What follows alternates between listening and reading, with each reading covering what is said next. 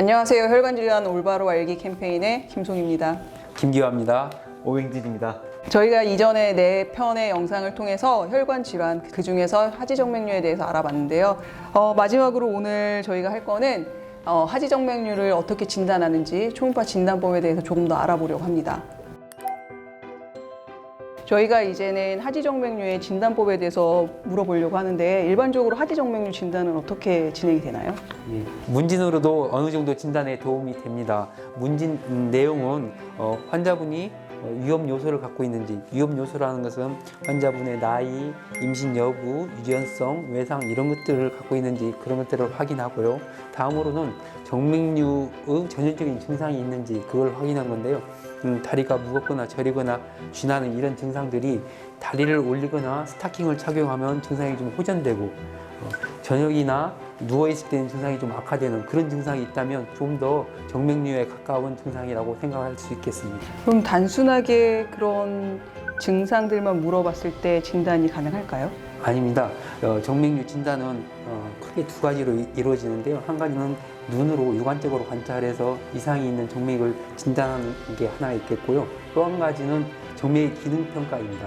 정맥의 기능평가라는 것은 다른 게 아니라 역류를 평가하는 건데, 이 역류라는 것은 비정상적인 흐름이 있고 그 흐름이 어느 정도 지속되는지 이 두 가지를 평가하는 건데요.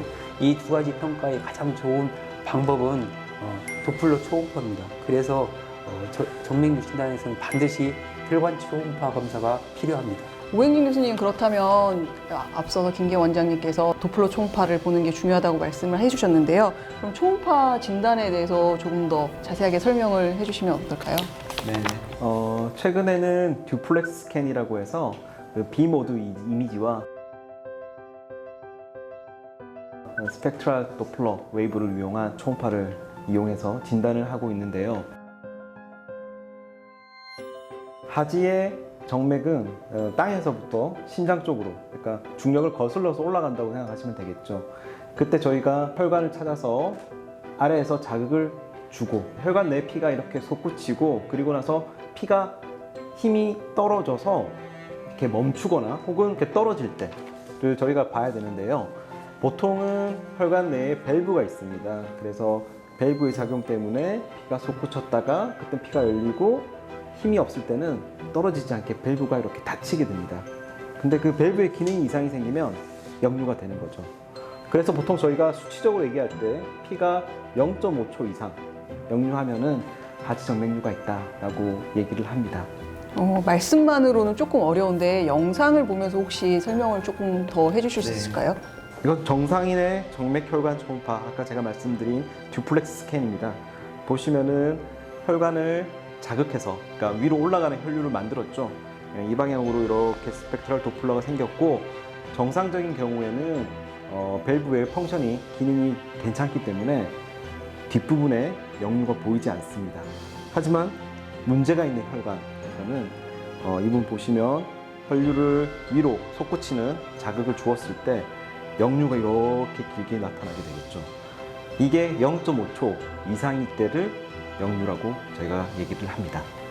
지금 오늘 초음파 영상을 봤는데 일반적으로 그렇게 모양이 위로 올라갔다 떨어지는 형태의 그래프가 보이면 진단을 할 수 있는 거군요.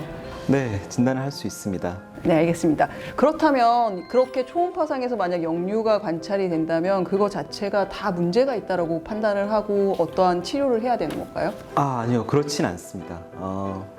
보통 저희가 증상이 중요한데요.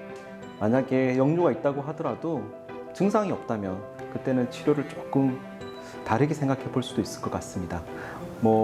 제가 좋아하는 사진이 있어요. 사진이 있는데 아주 혈관이 구불구불한 자전거를 타는 자전거 선수의 다리입니다. 아주 탄탄한 다리인데요. 하지정맥류가 있어요. 하지만 증상이 없습니다. 그때는 저는 조금 지켜보시는 것도 나쁘지 않을 것 같아요. 그 의견을 제가 들어봤는데요. 그렇다면 김기화 원장님 같은 경우는 그런 역류를 그대로 방치해도 괜찮다고 생각하시나요? 제 의견은 하지정맥류라는 것은 사실은 진행하는 질환입니다. 그래서 그렇기 때문에 역류가 정확히 진단이 되었다면 언젠가는 치료해야 된다고 생각하고, 그러면 치료 시기나 방법은 환자분의 상태나 증상 유무, 그다음에 합병증 유무 이런 것들을 고려해서 해야 됩니다. 저희 하지정맥류의 진단은 굉장히 중요한 부분을 차지하고 있고 진행성 질환이기 때문에 치료나 그리고 증상을 어떻게 관리할 것인가가 굉장히 중요하다고 보여집니다. 그렇지만 본인의 생각만 가지고 계시는 게 중요한 게 아니라 혈관을 전문으로 전공하는 의사 그리고 또는 정맥을 전공으로 보시는 그 클리닉에 찾아가서 전문의와 상담을 하시는 게 사실상 가장 좋은 방법이지 않을까라고 생각이 되어집니다. 지금까지 하지정맥류에 관해서 이야기를 나눠봤고요. 앞으로도 올라오는 저희 영상 많은 구독 부탁드리겠습니다. 감사합니다.